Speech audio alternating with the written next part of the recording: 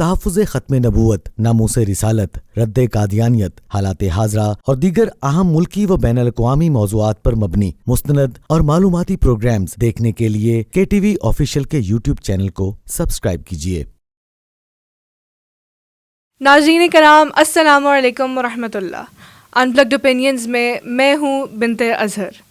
آج ہمارے اسٹوڈیو میں پروفیسر ام حسن تشریف فرما ہیں، تو آئیے ناظرین پروفیسر صاحبہ سے قادیانیت کے بارے میں چند اہم سوال کرتے ہیں۔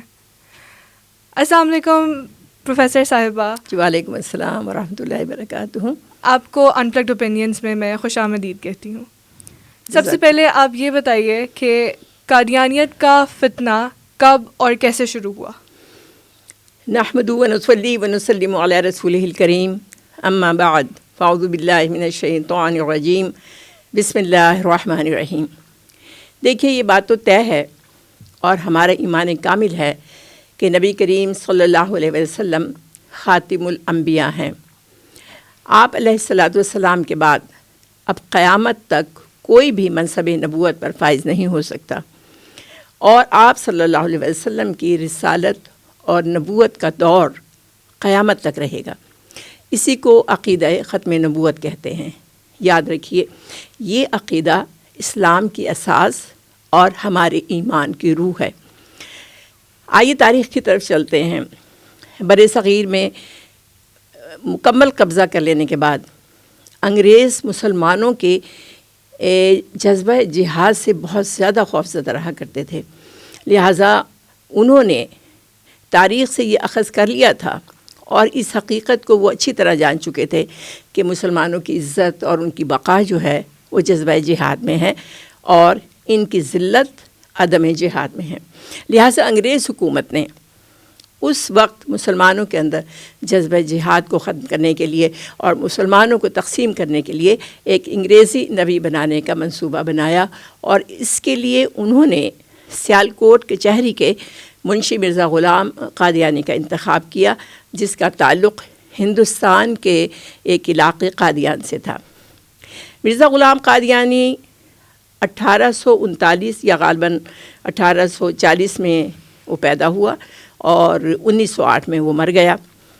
اور آپ یہ دیکھیے کہ اب یہ سوال یقیناً آپ کے ذہن میں پیدا ہو رہا ہوگا کہ انگریزوں نے آخر مرزا غلام قادیانی کا ہی انتخاب کیوں کیا؟ تو اس کی بنیادی وجہ یہ ہے کہ مرزا غلام قادیانی بذات خود اور اس کا تمام خاندان عرصہ دراز سے انگریز حکومت کا وفادار چلا آ رہا تھا۔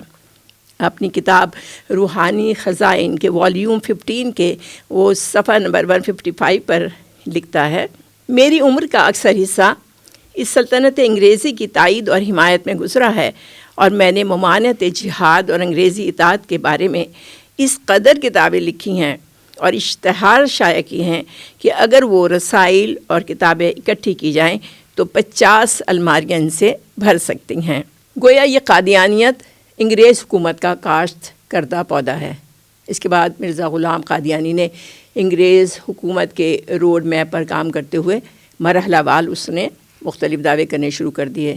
مجددیت، مہدویت اور مسیحت کے چھوٹے چھوٹے دعووں کے بعد اس نے آخر کار نبوت کا دعویٰ کر دیا، اور نعوذ باللہ اس نے خود کو محمد رسول اللہ بھی قرار دیا۔ اس مردود انسان نے اسی پر بس نہیں کیا، بلکہ دیگر انبیاء علیہ السلام کی شان میں بھی اس نے بے پناہ گستاخیاں کی۔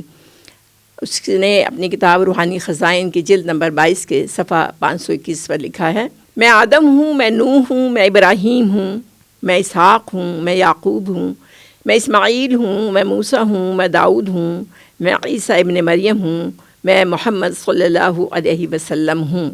اس کے علاوہ آپ دیکھیے کہ مرزا قادیانی نے ان تمام مسلمانوں کو کافر کہا جنہوں نے اس کے دعوی نبوت کو قبول نہیں کیا اور اس پر ایمان نہیں لائے، اور وہ اپنی کتاب تذکرہ کے صفحہ 519 پر یہ خرافات لکھتا ہے، خدا تعالیٰ نے میرے پر ظاہر کیا ہے کہ ہر ایک شخص جس کو میری دعوت پہنچی ہے اور اس نے مجھے قبول نہیں کیا وہ مسلمان نہیں ہے اور خدا کے نزدیک قابل مواخذہ ہے۔ اسی طرح انوار العلوم ایک کتاب ہے قادیانیوں کی، اس کی جلد نمبر 6 کے صفحہ نمبر 110 پر اس کا بیٹا بشیر الدین لکھتا ہے، کل مسلمان جو حضرت مسیح موعود کی بیعت میں شامل نہیں ہوئے، خواہ انہوں نے حضرت مسیح موعود کا نام بھی نہیں سنا، وہ کافر اور دائرہ اسلام سے خارج ہیں۔ تو اس طرح سے تمام تفصیلات سے آپ آگاہ ہو چکی ہیں کہ کس طرح فتنہ قادیانیت پیدا ہوا اور کس طرح یہ پھولا پھلا اور کس طرح انگریزی حکومت نے اس کو اپنے زیر سایہ جو ہے زیادہ سے زیادہ پنپنے کا موقع دیا۔ پروفیسر صاحبہ، آپ کا بہت بہت شکریہ، آپ نے اپنے وقت میں سے ہمارے لیے تھوڑا سا ٹائم نکالا اور اس امپورٹنٹ مسئلے کے اوپر ہمیں ایجوکیٹ کیا۔ Thank you very much. ناظرین، ان پلگڈ اوپینینز کے نیکسٹ ایپیسوڈ تک کے لیے ہم آپ سے اجازت چاہتے ہیں۔ اللہ حافظ۔